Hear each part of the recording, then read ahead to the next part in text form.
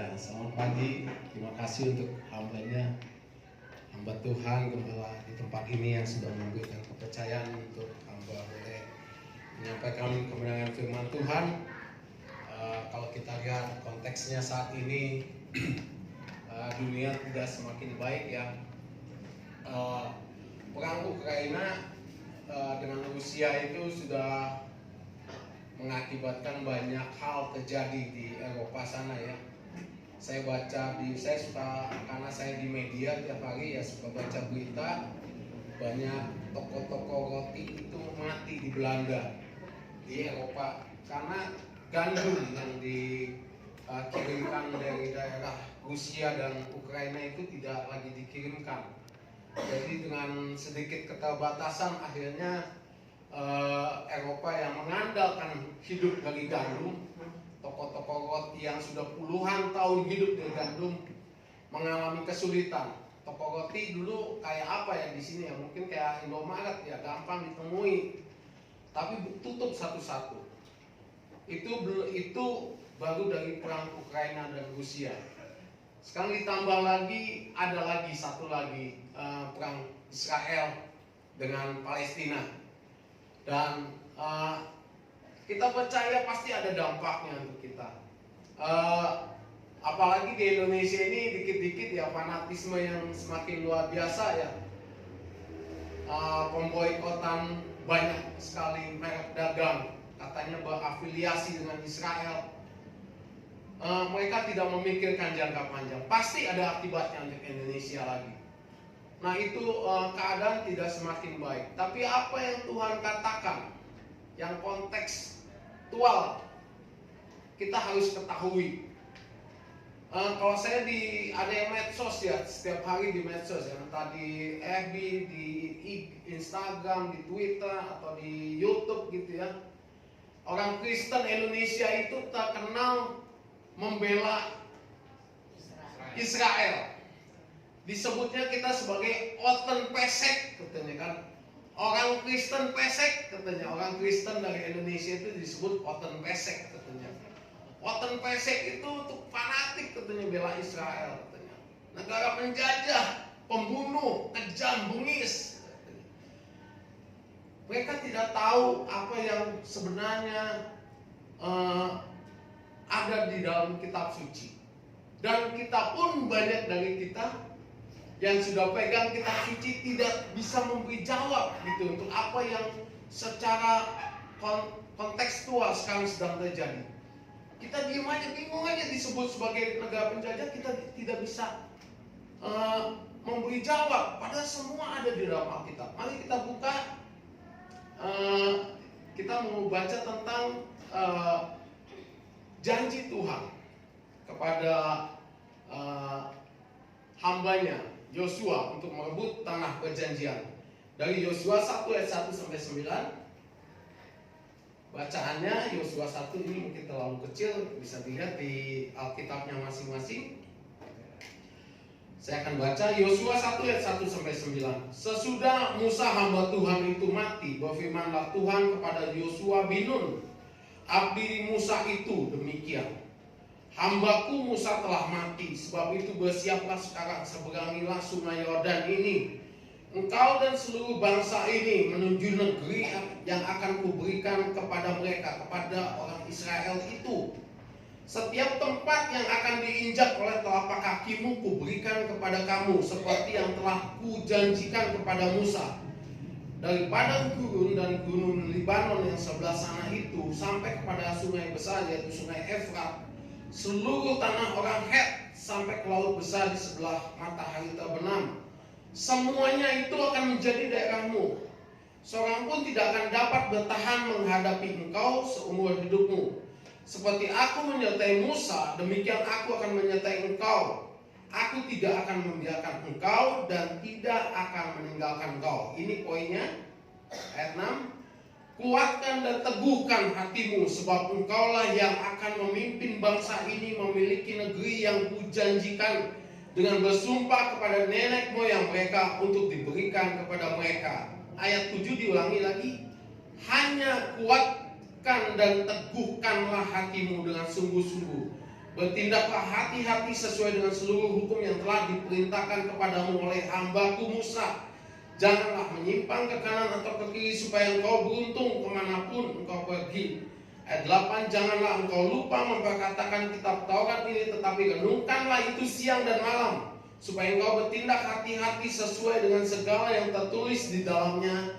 Sebab dengan demikian perjalananmu akan berhasil dan engkau akan beruntung. Ayat 9 diulangi lagi. Bukankah telah kuperintahkan kepadamu, kuatkan dan teguhkanlah hatimu, jangan kecut dan tawar hati, sebab Tuhan Allahmu menyertai engkau kemanapun engkau pergi.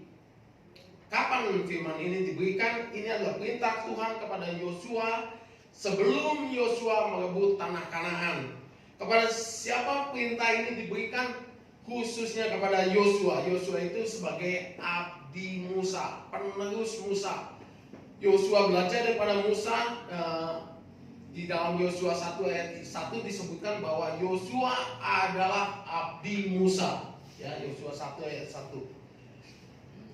Siapa Yosua itu? Yosua itu lahir di Mesir. Ya, dia satu-satunya dua orang yang hidup, yang kelahiran Mesir tapi hidup di tanah Kanaan. Musa yang dipersiapkan Tuhan selama 40 tahun untuk memimpin bangsa Israel. Pada saat Musa berusia 40 tahun dan Musa memimpin bangsa Israel di usia 80 tahun, Musa itu hanya diperkenankan untuk melihat tanah perjanjian dari atas bukit, dan atas gunung yang sudah dekat dengan tanah perjanjian itu. Musa, nabi terbesar yang pernah ada yang menulis kitab Taurat Tuhan, tidak melihat, tidak menginjak tanah perjanjian. Tanah perjanjian yang sudah dijanjikan oleh Tuhan hanya dilihat Musa dari kejauhan. Dan Musa meninggal di atas gunung dan tidak ada yang menemui mayatnya. Tetapi Yosua, abdi Musa ini, Yosua lahir di Mesir. Mungkin ada yang menghitung, saya pernah baca tulisan ya, bahwa Yosua itu berangkat dari Mesir itu usia 40 tahunan. Dalam usia 40 tahun berarti dia sudah pernah 40 tahun hidup di tanah Mesir, di tanah perbudakan. Ini Yosua ini hidupnya yang paling lengkap, karena dia pernah mengalami bagaimana hidup sebagai budak, disiksa, di pengasingan di Mesir itu yang awalnya indah di tanah Goshen itu belakangan menjadi mimpi jelek untuk bangsa Israel, karena mereka disiksa, diordik jadi budak paksa. Mereka berteriak-teriak sampai mereka akhirnya keluar dari tanah Mesir di bawah pimpinan Musa. Jadi Yosua lah satu-satunya, ya termasuk Kaleb ya, pribadi yang menginjak tanah perjanjian tapi pernah tahu keadaan dia waktu ada di tanah perbudakan di Mesir. Dan Yosua lah bersama dengan Kaleb yang melihat 10 tanda ajaib yang dikerjakan oleh Musa di Mesir. Ya, jadi Yosua itu komplit. Dia sudah melihat segala macam mukjizat Tuhan. Dia melihat bagaimana dia mungkin pernah ada ditulis ya. Siapa tahu Yosua pernah jadi budak juga. Membuat batu bata, disiksa, kerja keras, tidak dikasih makan tapi disiksa oleh Mesir. Nah itu memang nggak ada tulisan yang pasti ya. Cuman dari usianya Yosua keluar dari Mesir itu di sekitar usia 40 tahun dan dia mengalami penindasan yang paling berat. Jadi bisa di kemungkinan besar Yosua juga mengalami apa yang dialami oleh sebagian besar orang Israel. Ya. Di dalam Keluaran 17 ini kita cerita tentang siapa Yosua dulu. Keluaran 17 ayat 9, Yosua disebut pertama kali nama Yosua disebut di dalam Keluaran 17 ayat 9. Mungkin banyak orang mengenalnya Yosua itu adalah satu dari dua orang pengintai yang memberi kabar baik kepada bangsa Israel tentang tanah Kanaan. Ya, satu dari dua, satunya Kaleb bin Nun. Ya. Ternyata sebelum jadi pengintai, Yosua yang tadi saya bilang hidup di dalam perbudakannya. Tidak ada mental pejuang. Hidup di tengah-tengah penindasan. Dalam Keluaran 17 ayat 9, itulah pertama kali nama Yosua disebutkan di Alkitab. Ya. Yosua disebutkan bukan sebagai pengintai. Yosua langsung disebut sebagai pemimpin perang. Siapa di sini yang pernah hidup dalam penindasan?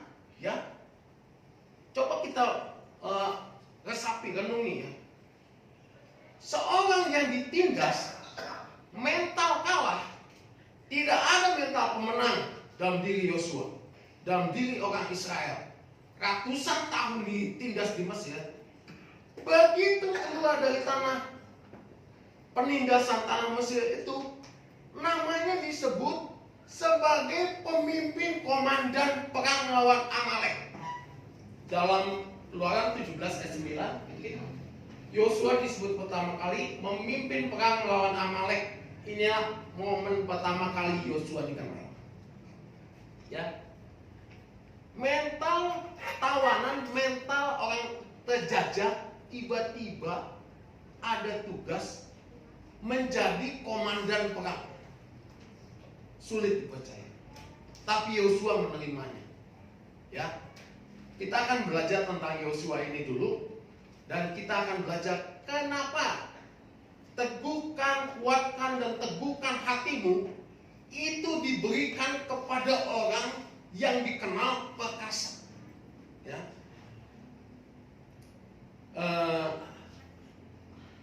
Ayat 9-nya saya baca aja. Musa berkata kepada Yosua, pilihlah orang-orang bagi kita, lalu keluarlah berperang melawan orang Amalek. Besok aku akan berdiri di puncak bukit dan memegang tongkat Allah di tanganku. Lalu Yosua melakukan seperti yang dikatakan Musa kepadanya dan berperang melawan orang Amalek. Tetapi Musa, Harun, dan Hur telah naik ke puncak gunung. Yosua ditinggalin berperang, pemimpinnya naik ke gunung. Seorang yang tidak punya pengalaman perang disuruh jadi komandan. Ini susah. Ini tidak mudah. Ini agak tidak masuk akal. Tapi apa yang dilakukan oleh Yosua? Yosua mau. Dan itulah momen pertama Yosua dikenal oleh Tuhan. Ya. Yang berikutnya siapa Yosua? Yosua menemani Musa naik ke Gunung Sinai untuk menerima loh batu. Keluaran 24 ayat 12 sampai 14. Ya. Ada dua kali loh batu. Pertama, Tuhan menyuruh Musa naik ke atas gunung. Tuhan berbicara langsung kepada Musa dan menyatakan aturan-aturan, memberikan perintah-perintah, aturan-aturan kepada orang Israel. Langsung kegemilangan dan kemuliaan Tuhan itu ketemu langsung dengan Musa. Tapi ternyata kalau kita baca lagi secara ini, ada yang nempel dengan Musa. Itu Yosua. Ya. Nih, ya. Ayat 12, Tuhan berfirman kepada Musa, naiklah menghadap aku ke atas gunung, tinggallah di sana, maka aku akan memberikan kepadamu loh batu, yaitu hukum dan perintah yang kutuliskan dan diajarkan kepada mereka. Lalu bangunlah Musa dengan Yosua abdinya, maka naiklah Musa ke atas gunung itu. Tetapi kepada para tua-tua dia berkata, tinggallah di sini, menunggu kami. Kami itu bukan satu ya, bukan menunggu saya, menunggu kami, menunggu saya dan Yosua. Musa dan Yosua naik ke atas gunung, ketemu dengan Tuhan, ketemu dengan kemuliaan Tuhan, ketemu dengan sinar terang Tuhan. Itu pengalaman luar biasa yang kedua.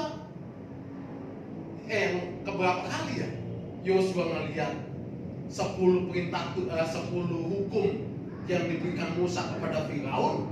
Yosua melihat bagaimana laut terbuka. Yosua memimpin perang. Yosua naik ke gunung, ketemu Tuhan, ketemu kemuliaan Tuhan. Itu udah pengalaman yang gila. Hamba Tuhan macam apa yang mengalami hal kayak gitu? Tapi di Alkitab dikatakan Yosua mengalami ini. Luar biasa. Yang berikutnya, siapa Yosua? Keluaran 33 ayat 11-12. Musa berada di kemah pertemuan untuk berbicara dengan Tuhan seperti dengan teman, dan Yosua berada di situ menemani Musa bertemu Tuhan. Keluaran 33 ayat 11. Ya. Ini lebih tambah kalau bahasa ini tambah edan lagi gitu. Yosua, Tuhan memerintahkan Musa membangun satu kemah pertemuan namanya. Dan Tuhan katanya mau berbicara dengan Musa untuk mengajar dia instruksi-instruksi, dan Tuhan dan Yosua harus memberikan penghakiman dan instruksi kepada bangsa Israel. Ada kegemilangan Tuhan di situ. Kalau dibaca lebih lanjut lagi, Tuhan itu dengan kegemilangannya hadir di dalam kemah itu. Dan apa? Yosua ada di situ. Yosua melihat Musa, tuannya itu berbicara dengan Allah. Berbicara dengan Allah. Ya, kalau dibaca lagi di situ itu saya pelajari ini ya untuk hal ini. Yosua ini luar biasa sekali ya. Nemenin abdi Allah abdi Tuhan yang ketemu Allah dengan kegemilangannya, dengan kemuliaannya. Ya. Itu tambah lengkap nih Yosua. Bilangan 13 ayat 16 barulah dikatakan tentang Kaleb dan Yosua menjadi 2 orang pengintai bagi tanah Kanaan. Ya, di situ dikatakan bahwa Yosua melihat di Eskol, ya,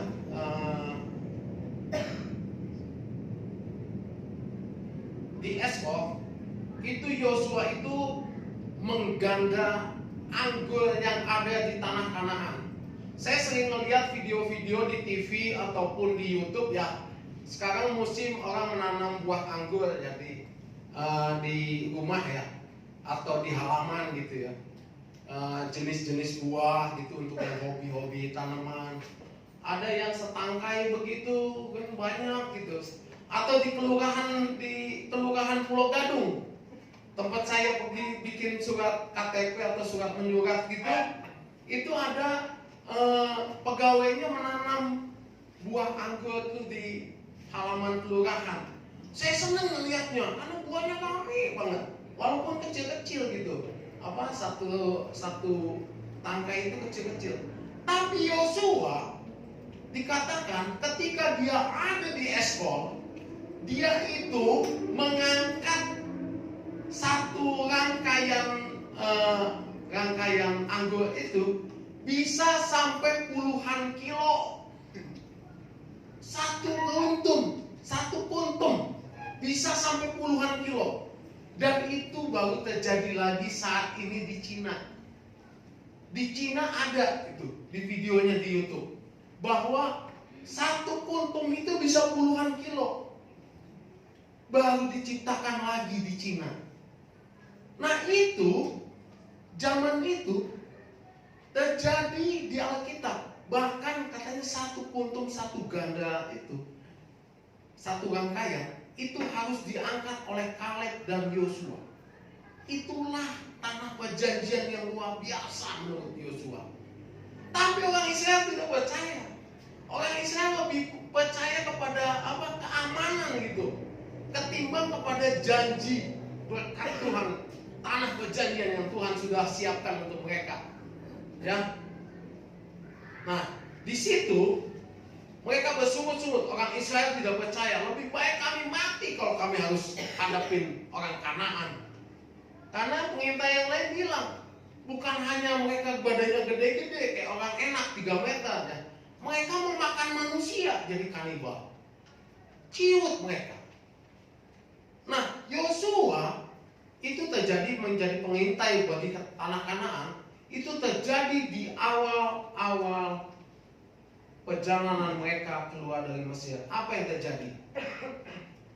Di Alkitab mengatakan Tuhan amat sangat marah dengan keluh kesah dan sungut-sungut orang Israel. Maka Tuhan membuat semua orang mati dan menjadikan perjalanan mereka amat sangat panjang, 40 tahun. Jadi Yosua di awal perjalanannya, ya kita coba flashback lagi, belajar lagi. Coba, Yosua itu sebetulnya sudah mengalami tanah Kanaan 40 tahun sebelum dia ada di tanah Kanaan. Akhirnya apa? Dia seorang yang memelihara pikiran positif, hati yang kuat, teguh pada Tuhan, harus hidup sama seperti orang yang tidak percaya kepada Tuhan. Muter-muter sama. Walaupun dia menjadi orang yang setia pada Tuhan, melihat segala sesuatu yang Tuhan kerjakan, bertemu, berbicara dengan Tuhan, melihat kemuliaan Tuhan, tapi hidupnya sama seperti hidup orang yang tidak mengalami Tuhan, yang tidak percaya kepada Tuhan. Dia harus tanggung itu 40 tahun. Ini penderitaan. Orang percaya, orang beriman pada Tuhan, tapi hidupnya harus sama seperti, bagaikan sama seperti orang yang tidak percaya pada Tuhan. Ada banyak dari orang Kristen, saya sudah setia pada Tuhan, saya sudah mengikut Tuhan, saya saleh, saya melayani, saya tidak pernah macam-macam, tidak berjudi, tidak main perempuan, tidak narkoba, tidak menipu, tidak korupsi. Hidup saya tidak lebih baik daripada teman-teman saya. Lihat teman saya sejahtera, mobilnya bagus, rumahnya bagus, keluarganya bagus, anaknya bagus, uangnya banyak. Saya ngikut Tuhan begini saja. Itulah yang dialami oleh Yosua 40 tahun. Yosua harus jalan-jalan seperti orang bodoh 40 tahun, Bapak Ibu. Ngikutin orang Israel ke sini, bersungut-sungut di sini, ke sana-sana bersungut-sungut di sana. Padahal dia orang yang saleh, yang sudah melihat segala hal yang baik daripada Tuhan, yang memelihara, yang ikut-ikutan berbicara dengan Tuhan, melihat Musa dikunjungi oleh Tuhan. Yosua lah saksinya. Melihat bagaimana perang, Musa naik ke atas bukit, Yosua yang memimpin, Yosua menang. Yosua lah yang mengalaminya. Tapi dia harus ikut-ikutan susah seperti orang tidak percaya kepada Tuhan selama 40 tahun. Ya. Bilangan 27 ayat 18. Setelah lulus pemuritan yang panjang dan sulit, Musa akhirnya mengurapi Yosua sebagai penggantinya. Yosua dipilih sendiri oleh Tuhan. Ya. Walaupun Yosua itu murid Musa langsung, tapi Tuhan bilang, engkau Musa bersalah karena engkau melakukan kesalahannya, memukul batu. Harusnya memerintahkan batu untuk terpecah untuk memberi minum orang Israel, tapi Musa marah kepada orang Israel, dia pukul batu. Akhirnya Tuhan marah kepada Musa, engkau tidak masuk ke tanah Kanaan, engkau digantikan. Dan inilah saatnya di dalam Bilangan 17, 27 dan 18, Yosua akhirnya lulus sebagai murid dari pemuritan Musa yang akan menggantikan Musa masuk ke tanah perjanjian. Cukup? Enggak, tidak cukup. Yosua sudah melihat semua yang baik, melihat Tuhan menyertai dia, melihat Tuhan membela dia, melihat Tuhan bekerja dalam hidupnya. Tapi untuk masuk ke tanah perjanjian tidak cukup. Ini kita belajar seperti ini. Setiap minggu kita ke gereja, kita kerja di hari Senin sampai Jumat atau sampai Sabtu, baik-baik saja, yang menerima upah. Hari Minggu ada pelayanan, saya multimedia, saya jadi aset, saya melayani, saya tim musik, saya khotbah gitu ya, udah biasa gitu ya. Itu tidak, kadang karena sudah biasa bertahun-tahun, saya sudah 20 tahun semenjak dari Pulau Mas ya. Setiap hari Minggu ya tinggal pakaian aja, bangun pagi pakaian rapi, berdoa, pergi gitu ya. Tuhan berkatilah, urapilah hambamu ini, mau melayani, mau menyembah Tuhan, biarlah saya bersuka cita mendengarkan firman Tuhan. Pulang dari gereja aku akan bersuka cita mendengarkan firman Tuhan, mendapatkan berkat daripada-Mu cukup. Dan rata-rata tidak dibutuhkan iman untuk itu. Biasa aja. Kalau cuma untuk nyanyi aja atau PowerPoint gini multimedia, saya tidak perlu iman lagi untuk kerjain, saya udah biasa. Tapi untuk masuk ke tanah perjanjian, dia baru saja menggantikan Musa. Musa tadinya pemimpin, dia pemimpin muda. Walaupun seumur hidupnya dia itu jadi manusia kedua lah, second leader lah di dalam bangsa Israel. Inilah kesempatan untuk Yosua untuk mengalami Tuhan, mengalami lagi mujizat Tuhan, tapi sebagai yang utama. Ya, mungkin seperti hambanya kita, gembala kita. Ya, saya ada di dalamnya. Ya, sudah bertahun-tahun Pak kita ngikut orang ya. Ya, ngikut nempel gitu ya. Tapi ini adalah kesempatan yang baru untuk jadi pemimpin utama. Dan Tuhan melihat bangsa Israel putar-putar lama-lama puluhan tahun gitu, 40 tahun kesana kesini, ngadepin itu, ngadepin ini, kurang itu, kurang ini, ngalamin mujizat itu, ngalamin mujizat ini. Apakah itu tujuannya? Tidak. Tujuan utamanya adalah tanah perjanjian. Percuma kita keliling-keliling, muter-muter, lakukan banyak hal, tapi tujuan akhirnya tidak kita capai. Dan Tuhan ingin Yosua memimpin umat Israel kepada tujuan akhirnya, tujuan yang utama, masuk ke tanah perjanjian. Dan itu tidak mudah, dan itu meminta untuk seorang Yosua menguatkan kembali iman percayanya. Karena apa? Yang akan dihadapi oleh Yosua sebagai pemimpin utama saat ini, mujizat seperti yang dilakukan oleh Musa. Dan Tuhan ingin Yosua melepaskan semua kecewanya, semua penatnya, semua letih lesunya. Yosua membangkitkan dirinya. Ada tanah perjanjian yang harus kamu rebut. Ya. Meskipun Yosua telah mengalami segala mujizat besar di Mesir dan Gurun, tujuan utamanya belum tercapai kalau dia tidak masuk ke tanah perjanjian. Kalau dia hanya ngomong-ngomong dengan Tuhan di Gunung Horeb, di gedung di kemah pertemuan, atau mengalami kemenangan dengan orang Amalek, atau mengalami Laut Merah terbelah dua dan mereka orang Israel jalan di tengahnya, mengalami 10 mujizat Tuhan, itu bukan tujuannya. Kita dalam hidup kita banyak banget yang kita alami setiap hari, mujizat dan penyertaan Tuhan. Dibukain kesehatan, dibukain jalan keluar, dibukain segala yang baik.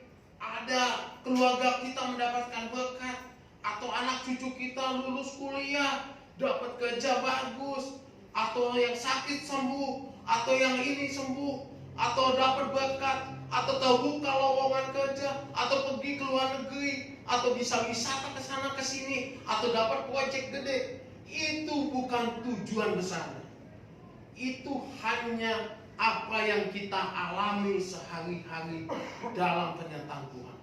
Kita harus tahu tujuan besar Tuhan buat kita, barulah kita puas. Itu yang Tuhan mau dari Yosua. Yosua dibangkitkan kembali, ya. 3 kali Tuhan nyuruh. Ayat 6, ayat 7, ayat 9. Kuatkan dan teguhkan hatimu, kata Tuhan kepada Yosua. Kuatkan dan teguhkan hatimu. Tadi saya bilang, untuk melaksanakan ibadah kita sebagai orang percaya setiap minggu, setiap bulan, kadang tidak dibutuhkan iman lagi. Kita cuma berpakaian rapi, datang ke gereja, mendengarkan firman Tuhan, angkat tangan, mendengarkan khotbah, pulang ke rumah masing-masing. Wah, terima kasih hari ini diberkati Tuhan. Tapi untuk merebut tanah Kanaan, Tuhan bilang tidak cukup. Iman yang seperti itu, kamu harus nguatin dirimu, meneguhkan hatimu. Seperti kepada Yehezkiel, aku membajakkan hatimu kepada orang-orang yang kepala batu ini dalam Yehezkiel 3 ya. Aku mengeraskan hatimu Yehezkiel, supaya engkau bisa berhadapan dengan orang-orang yang kepala batu ini. Nah, untuk masuk ke dalam hal-hal yang lebih dalam lagi, terkadang Tuhan meminta kita untuk kita naik kelas dalam iman kita. Meminta kepada kita untuk kita meneguhkan hati kita kembali. Ya. Apa hasil dari kebangkitan iman dan keteguhan hati? Yang yang Yosua alami dalam Yosua 10 ayat 25. Keteguhan hati yang Yosua alami dibagikan kepada bangsa Israel. Ya. Lalu berkatalah Yosua kepada mereka, janganlah takut dan janganlah tawar hati. Kuatkan dan teguhkanlah hatimu, sebab secara itulah akan dilakukan Tuhan kepada semua musuhmu yang kamu perangi. Ya, ada maksud Tuhan. Kenapa kita bangkit? Kalau kita bangkit, orang di sekitar kita ikutan bangkit. Dalam Yosua tadi, Yosua 1, Tuhan meminta Yosua bangkit. Dalam Yosua 10, Yosua meminta orang Israel untuk bangkit. Ada maksud Tuhan supaya kita bangkit, supaya kita membagikan semangat, spirit kita yang baru itu kepada banyak orang di sekitar kita. Supaya banyak orang di sekitar kita ikutan bangkit, ikutan kuat. Ya, yang kedua, Tuhan memberi kemenangan. Yang berperang untuk Yosua adalah Tuhan. Yosua 10 ayat 42. Ya. Kalau kita bangkit, sementara kekuatan kita ya cuma sebegini aja. Tangan kita ya begini aja, badan kita ya begini aja, kemampuan kita ya begini aja.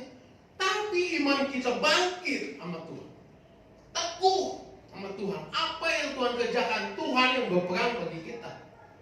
Ya, ini saya akan baca Yosua 10 ayat 40 sampai 42. Demikianlah Yosua mengalahkan seluruh negeri itu, pegunungan tanah Negeb, daerah bukit dan lereng gunung, beserta semua raja mereka. Tidak ada seorang pun yang dibiarkannya lolos. tetapi ditumpasnya semua yang bernafas, seperti yang diperintahkan Tuhan Allah Israel. Yosua menewaskan mereka dari Kades Barnea sampai ke Gaza, juga seluruh tanah Gosen sampai Gibeon. Semua raja ini dan negeri mereka telah dikalahkan Yosua sekaligus, sebab yang berperang untuk orang Israel yaitu Tuhan Allah Israel. Kalau ada yang nanya, kalau ada yang bilang di medsosnya bahwa Israel adalah negeri penjajah, mengambil lahan orang, kasih ayat ini. Ini ribuan tahun yang lalu Yosua bilang, Yosua yang ngalahin Gaza. Ya, Bapak Ibu ya.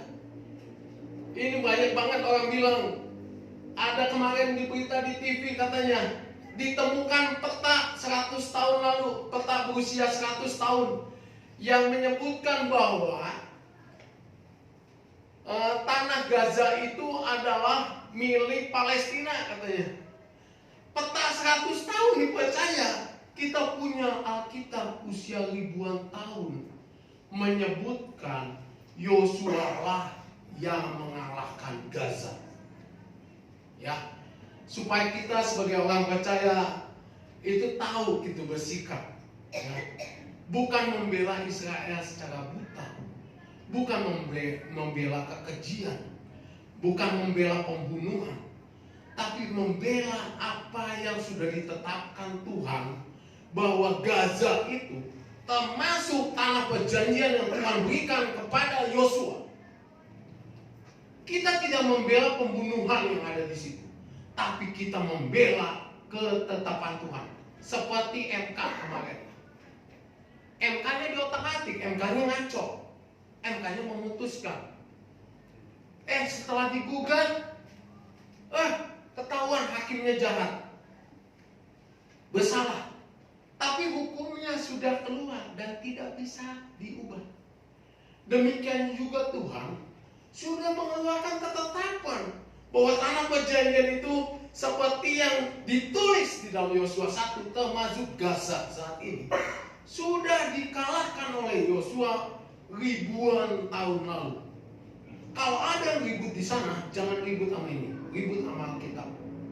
Ya, itulah yang luar biasa dari Yosua. Yosua meneguhkan hatinya kepada Tuhan, dan Yosua mengalami kebaikan dan kemenangan di Tuhan. Mungkin kita sedang masuk dalam perang kehidupan. Kita butuh kemenangan dalam hidup kita. Ya, saya juga butuh kemenangan. Saya bikin website transformasi, belum ada terobosan. Ada yang butuh pekerjaan, keuangan, kesehatan, terobosan dalam keluarga. Mungkin ini saatnya Tuhan berbicara lewat firman ini, supaya kita mengalami kemenangan yang seperti dia Yosua alami gitu bersama dengan Tuhan. Yang kita butuhkan, kita sudah lakukan semua yang kita bisa lakukan. Kita sudah coba selesaikan masalah kita dengan kekuatan kita, dengan doa-doa yang biasa kita panjatkan, tapi tidak ada terobosan. Ini saatnya kita seperti Yosua, kita berdoa pada Tuhan, kita datang pada Tuhan, kita meneguhkan hati kita. Saya pernah diingetin Tuhan, mungkin belasan tahun lalu, waktu saya beban berat, kayaknya susah banget gitu. Terus Tuhan suruh, kamu keluar dari kamarmu, keluar, lihat ke langit. Saya lihat ke langit, ada apa di langit? Tuh lihat di langit. Siapa yang tahu galaksi di mana kita hidup namanya galaksi apa? Bima Sakti namanya. Kita hidup di galaksi Bima Sakti. Ya. Kalau jutaan tahun terbang ya, jutaan tahun naik pesawat itu, jutaan jam gitu terbang dengan kecepatan tinggi, itu bisa dipotret lah galaksi Bima Sakti. isinya bermiliar-miliar planet, dan salah satunya adalah bumi. Tapi kalau kita belajar lagi di tentang tata surya, tentang alam semesta ini, di dunia ini, setelah galaksi Bima Sakti di mana kita ada, itu ada belasan galaksi lainnya. Buat apa Tuhan ciptain galaksi yang jauh dari kita? Galaksi kita aja miliaran planet, tapi Tuhan ciptain lagi di lapisan berikutnya, ada galaksi berikutnya, ada galaksi Magellan, ada galaksi yang lain, ada galaksi lagi yang lebih jauh, ada galaksi lagi yang lebih jauh. Allah Tuhan gak ada kerjaan.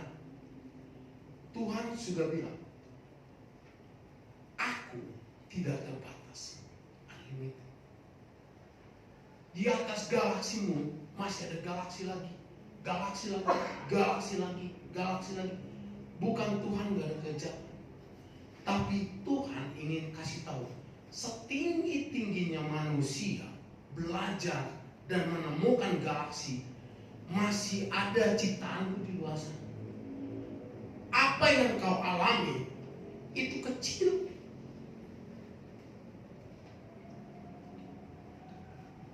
Masalahmu itu kecil.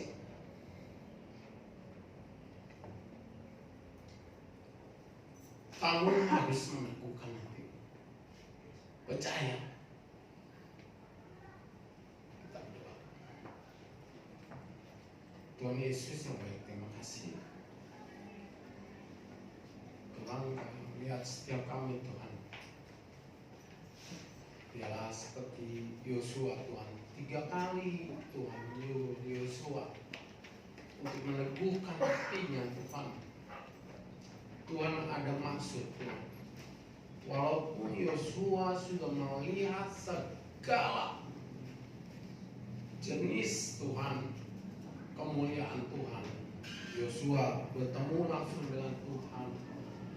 Tuhan berbicara kepada hamba Musa, Yosua menyaksikan, Yosua memimpin perang dan menang. Yosua menang di sini dan menang di sana. Yosua melihat mujizat Tuhan setiap saat. Yosua memiliki hati Tuhan yang percaya pada Tuhan sebagai pengintai.